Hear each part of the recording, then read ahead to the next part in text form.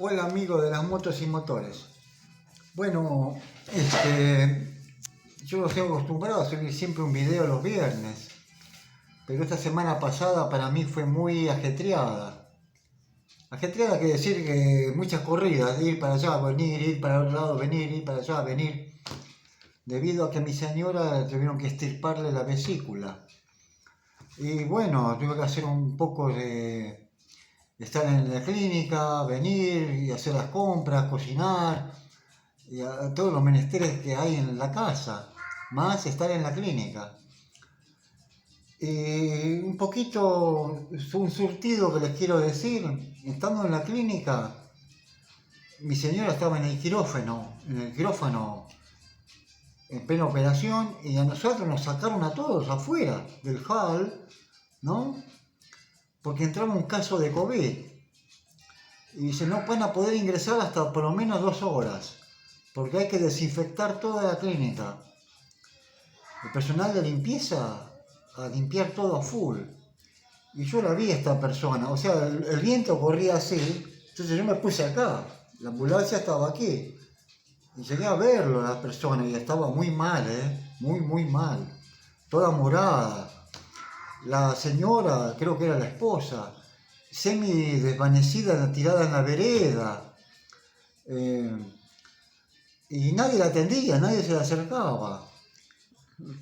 Tal es así que mi señora estaba en el tercer piso y cuando a mí después me autorizaron a ingresar, no usé el ascensor, porque dije, a ver si todavía el botón de marcar el tercer piso no lo limpiaron.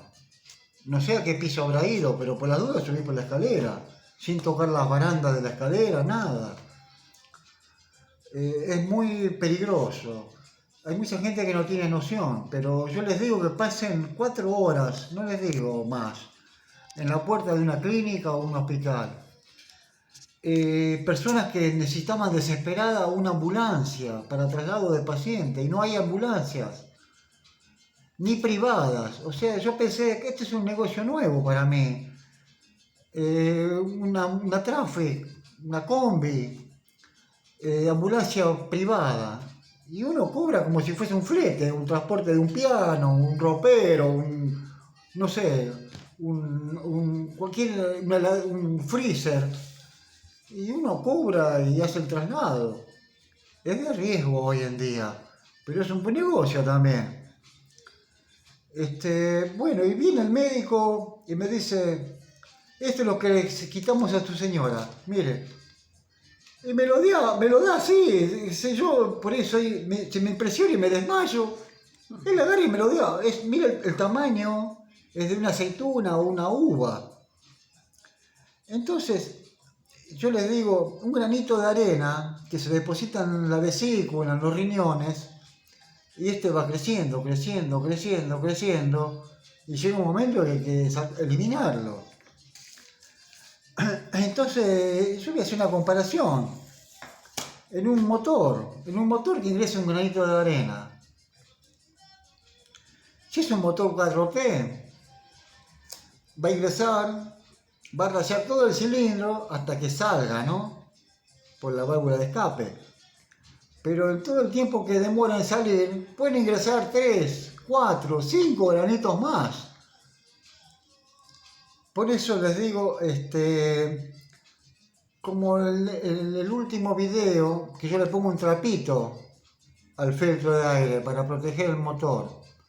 Porque en el 2T es más grave. En el 2T, un granito de arena que ingrese nos puede rayar los rulemanes o bolilleros, como le dicen en algunos países, o la biela con sus redillitos. Y esto es un gasto enorme, y lo cual podíamos prevenirlo con un buen filtro de aire. Y los mejores filtros de aire son los de papel. Yo una vez de joven yo con un amigo queríamos preparar un auto para la categoría 07. La categoría 07 es la más chiquita, es la que menos presupuesto lleva. Eran los Fiat 600, los Renault Gordini, Citroën, todos autitos chiquitos. Y era algo de bajo presupuesto. Bueno, fuimos a ver la primera carrera y veíamos en los Fiat 600, digo, ¿qué llevan ahí atrás? Parece la rueda de auxilio, porque tiene el motor atrás el Fiat 600. Y parecía una cosa negra, grandota, así, era el filtro de aire, porque el circuito era tipo óvalo de tierra. Entonces tiene un filtro de aire tan grande, porque se va tapando y esto va haciendo que el motor le ingrese más combustible al faltarle aire. Por eso tenían ese filtro tan grandote. Yo les quiero explicar algo. Nosotros en las viejas motos 2T nuestras teníamos ese problema. Encima no había flapper, no existía el flapper. Y el motor 2T siempre escupe hacia afuera un poco de combustible con aceite, ¿sí? Pero cuando uno va a acelerador a full, ahí ya cambia la cosa. Le voy a pasar a dibujar aquí. Yo acá tengo el carburador, ¿sí? Vamos a hacerlo más o menos a grosso modo, el carburador. Y este es el filtro de aire, ¿sí? Así. Acá tengo una rejilla perforada. Y acá tengo un estropajo como este. Bueno, este es para quitar la pintura con removedor. Pero es más o menos parecido, ¿eh? Entonces, digamos, tenemos este enrollado de este viruto de alambre, ¿sí? Así. Acá tiene otra rejilla perforada, ¿no? Este sería el filtro de aire. Pero a mí se me pega un granito de arena acá. Ah, muy bien, el filtro trabaja perfecto. Pero cuando yo le doy acelerador a fondo, la circulación de aire acá es tan fuerte, es tan grande, la circulación de aire, que este granito de arena se va a pasar aquí. Se va a pasar aquí y va a terminar ingresando. Y me daña el motor. ¿Sí? Por eso le digo, para mí lo mejor sería buscar una forma de adaptar y colocar un filtro más grande y de papel.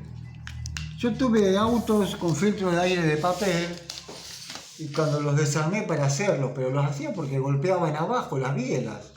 Los cilindros estaban perfectos, en perfecto estado.